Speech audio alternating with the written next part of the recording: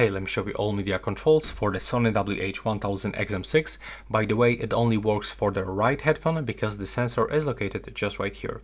So now, if you want to skip songs, you can for sure do this. So if you swipe to the right side, you can turn next song. If you swipe to the left side, you can turn previous song. For adjusting volume, you've got actually two methods. So you can swipe down like this, or you can swipe and hold to do this faster. And swipe up to volume up, or swipe and hold to volume up much faster. Now, if you want to play or pause, you can also do this by quickly double tapping on the sensor like so. So now we are playing and now we are pausing. Also, there is option to fast forward or fast reverse, but you have to remember that it's not working for every services. So in my case, it's not working for the YouTube Music.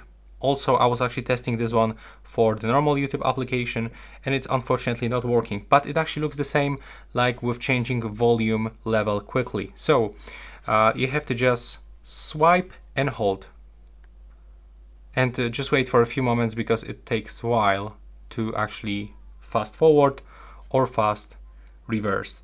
But as I said before, on the YouTube Music and the normal YouTube, it's not working. So yeah, and this is actually all gestures that you can use with the touch panel. Thanks for watching.